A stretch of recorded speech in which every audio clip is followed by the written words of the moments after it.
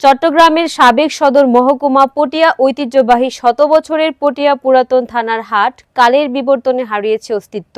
বর্তমানে শুধু নামে মাত্র পটিয়া পুরাতন থানার হাট থাকলেও নেই বাজারের অস্তিত্ব। সেলিম চৌধুরীর তথ্যচিত্রে বিস্তারিত জানাচ্ছেন সাফিনা বিনতে নাসির।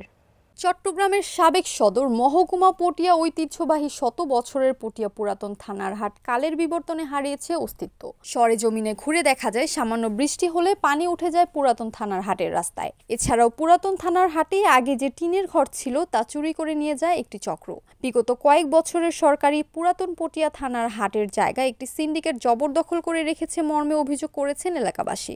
একটি শক্তিশালী ভূমিদস্যু চক্র জাল দলিল করে পুরাতন থানার হাটের জায়গা জবরদখল নিতে মরিয়া বলে স্থানীয় বাসিন্দারা জানান। ঐতিহ্যবাহী এই হাট এক সময় শুক্রবার ও সোমবার বসতো, এখন আর হাট বসে না বিগত কয়েক বছর যাবত। বর্তমানে হাটের আশেপাশের এলাকায় শত শত পাকা বিল্ডিং নির্মাণ হয়েছে, কিন্তু সঠিক কোন পথে পানি নিষ্কাশন হবে তা জানে না অনেক ভবন মালিকরাই। এছাড়াও ইমারত নির্মাণ ও বিল্ডিং কোড আইন অমান্য করে অনেকে পাকা বিল্ডিং নির্মাণ করেছে। পটিয়া পুরাতন থানার হাট এলাকায় সড়কে পানি নিষ্কাশনের বিষয়ে প্রতিকার প্রার্থনা করে 31 অগস্ট সোমবার পটিয়া পৌরসভার 7 নং ওয়ার্ডের সাবেক কাউন্সিলর হাসান মোরাদের ভাই ওসমান হায়দার বাদী হয়ে পটিয়া পৌর প্রশাসক বরাবর লিখিত অভিযোগ করেছে। বর্তমানে এলাকাবাসী এই জলাবদ্ধতার কারণে নানা ভোগান্তির সম্মুখীন হচ্ছে। নালা না থাকার কারণে পানি জমে থেকে যায়, যা মশার প্রজনন স্থলও হয়ে উঠেছে। ফলে ডেঙ্গু ও অন্যান্য রোগের ঝুঁকি বেড়ে যাচ্ছে।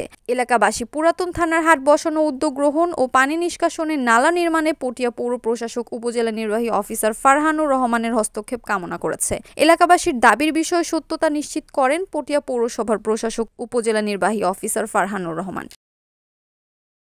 Selim Chowdhury, NAN TV news desk.